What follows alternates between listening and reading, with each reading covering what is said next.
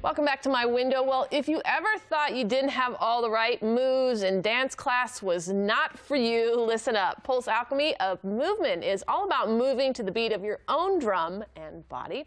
Taught here at Armature on Wednesday nights and throughout town. Kirsten Starr and Joanna Cashman are co-founders of Pulse Alchemy. This sounds like a dance class for me because I'm not a very good dancer, but you can be a bad dancer and be in this class. Absolutely. So yeah. tell me about this. It's moving to the beat of your own drum, like I said. That is a huge part of it, is the freedom to move, the way your own body wants to move, and the way your body is telling you to move. So it's really about becoming embodied, tuning into yourself, and finding things about your own body and your own movement that are good for you and that feel pleasurable for you. And really in a healing way, too. Mm-hmm. Absolutely. Our focus is, it's an approach to dance that really doesn't emphasize so much the acquisition of technical skill. Right. It's more about, can you be so fully present in your body, develop a deeper relationship to your bodily sensations, listen to the body, and give the body what it needs to recover from a stressful day or a stressful life, so that there's no right or wrong way to move. So you listen to your body, you ask it what it wants, you bend, stretch, twist, you free yourself up. The music is very inspiring. And most people find that the process of approaching dance holistically can not only give them the benefits, the physical health benefits, but also there's an emotional release. There's a wonderful, healthy way to bring into expression a full range of emotions. It sounds like yoga.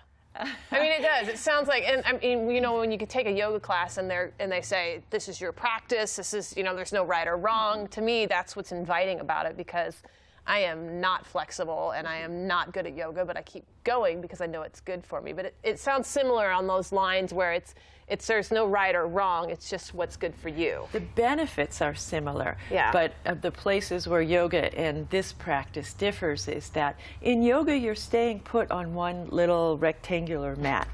And in expressive dance, conscious dance, ecstatic dance, you are free to move through space, any level of space. If you feel like crawling around on the floor, you can crawl around on the floor, crawling, rolling, leaping, through space, really that wonderful... That sounds like my dance right there.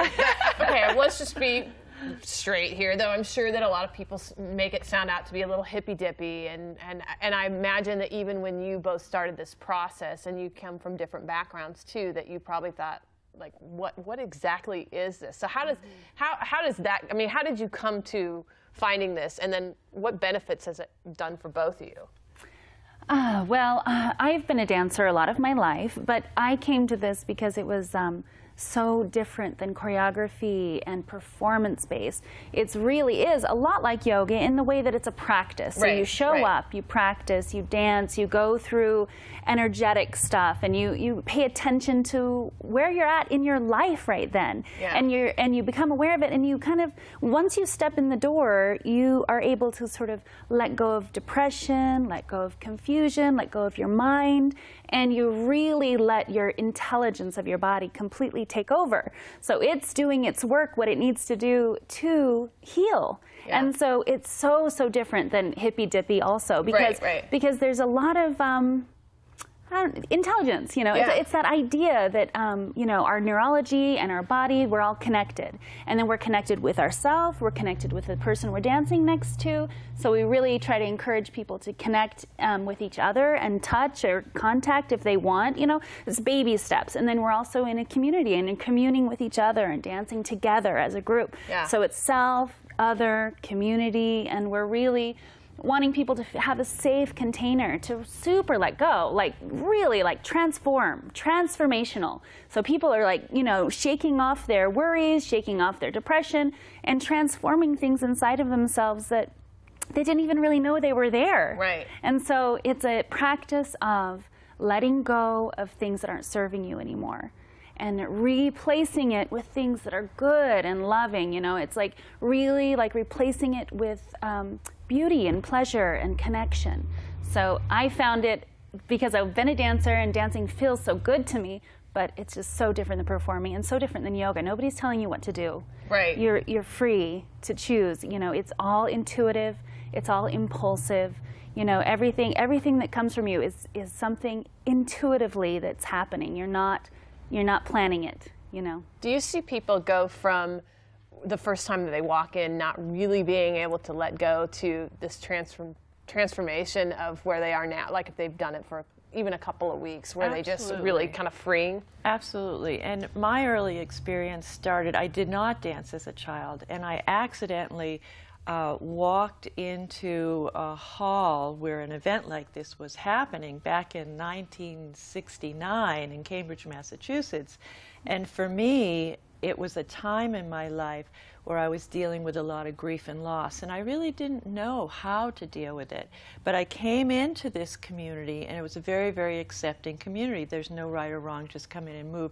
And through that process, I was at first very, very introverted, and I wasn't into community. I was scared and I was introverted, and I just wanted to dance in a little corner and be alone and kind of move through my own process. But over time, I started to really shed those layers of all that pain and suffering, and connected with the joy of movement, and then connected with the joy of movement with others. Right. So, and we see that if you have an established event and you get to see people come week after week, and if they keep doing the practice, you will see them transform. They will start shifting their own energy, their capacity to enjoy their kinesthetic sense in their own body, and their capacity to come out and playfully share with others. And I think playful is a key point here, because by the time we're adults, we're not playful anymore. We have this huge amount of responsibility and stress that we're dealing with,